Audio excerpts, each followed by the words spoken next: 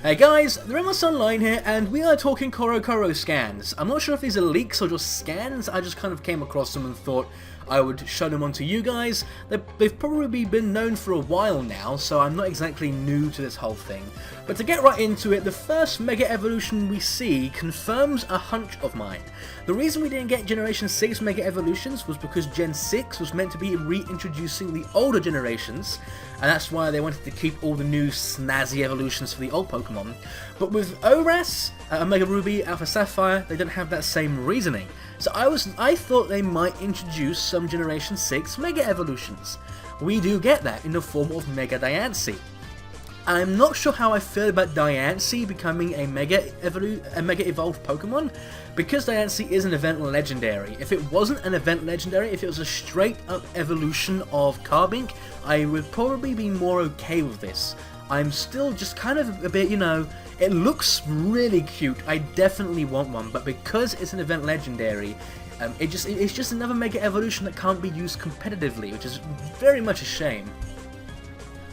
The next Mega Evolution is one that fans have been just dying to see. It is Mega Sceptile, which does mean there will be Mega Swampert as well, as we are now getting basically our Generation 3 starters with Mega Evolutions. Really interesting thing is that its type changes to Grass and Dragon. It's kind of like everyone thought if they got a Mega Evolution, that type would make the most sense, because it does kind of look dragony, it's kind of like a lizard, and it does get Dragon Pulse. But yeah, it is going to be Grass Dragon. The ability is quite a strange one. It's going to be Lightning Rod. So maybe it's Lightning Rod because it's got a tree on its tail? I'm not entirely sure what the reasoning for this is, but I kind of like its design. So we're going to move right on into the next Mega Evolution, which is obviously going to be Mega Swampert. And there he is, in all his beefy glory. I'm not exactly sure what happened to Swampert, what kind of steroids he decided to take, but I kind of like this design. It looks very tanky, and if you can see here in this screenshot what it looks like in-game. I kind of like it, honestly. It has to be my favourite out of the Generation 3 Megas. So yeah. But now for the Mega Evolutions that everyone has been waiting for, and yes, you heard me, and as much as I don't want it to be a thing, it is. You are looking at the Mega Evolutions for Groudon and Kyogre, but they are not called Megas. You are looking at Atom Groudon and Atom Kyogre. I'm not entirely sure where the Atom part comes from, but it looks really cool. It looks like they are changing the story slightly to include these new forms. And you can actually see they've got artwork down in the bottom corner there. If I zoom in, you can actually see how much they change, and now it is very obvious that these do change enough to kind of be Mega Evolutions. So I'm not entirely sure how these will tie into the story, but it is still pretty sweet nonetheless. And right to the left of those two, you can see we have the protagonists, who have had a slight redesign, which kind of makes sense when you consider the region they're in. They both look like they were meant to be in a region filled with beaches and water, which is what the Hoenn region is. Guy on the left, still can't remember his name. He definitely looks like a surfer. Just the way he looks, that cocky smile, that slight tan to his skin, he definitely looks like a beachgoer, a surfer. And then May on the right, her design also been changed slightly to look like something similar to what you might find a girl wearing in a hot beach environment. And they've changed her bandana hair thingy into just like, she only has it around the front, if that makes sense. You can see she's still got the hair at the back. And you can actually see some screenshots of them in-game. We do now have in-game screenshots, which is awesome. I can't wait for these games, wow. But that aside, we still don't have our answer on whether or not they will be customizable. I really hope they are, because that was the best feature for your trainer in X and Y, was the customization options. Really hope these are kept for the remakes of Ruby and Sapphire.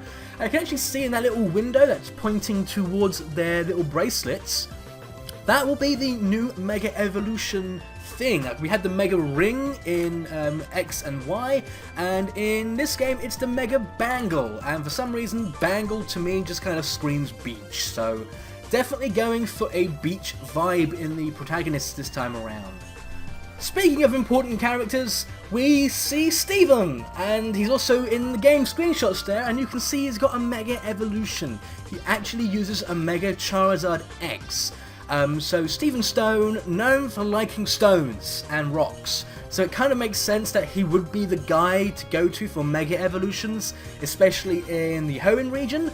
So that is our Mega Evolution guy. Not much else to say really. His design kind of looks the same as it did before. Still got the kind of the suit. He's definitely got a bit more flair to his design, but it still kind of looks the same. Not much to really say about him. And on the left of this, you can actually see the screen where you choose your starter. It is still going to be the bag on the floor, so we are definitely going to be saving Birch once again. But the question is, will we be saving Birch from a Zigzagoon or a Poochyena? Ooh! So moving on to the last leak or screenshot or whatever. I don't know if these are leaks or just out. Moving on to that. We have the villainous teams, Team Magma and Team Aqua, and there is definitely some redesign going on here. Team Magma, they kind of look more like scientists than anything, especially if you look at their leader's design. I can't remember his name for some reason. Leader design is he's got the glasses and he's pushing them up, very scientific-like. Got a kind of weird thing going on with the guys where they seem to be wearing shorts with tights. Not really the most masculine of designs, but I kind of like them. And then you have Team Aqua, who are most definitely based on pirates. That just screams pirates, and it kind of makes sense because they love the sea and the ocean. So yeah, I kind of like their redesigns. So that is about it with the Coro scans that were released for Omega Ruby and Alpha Sapphire. Really can't wait until we get some gameplay footage, because the screenshots, 3D screenshots just look amazing. I just can't wait for this game.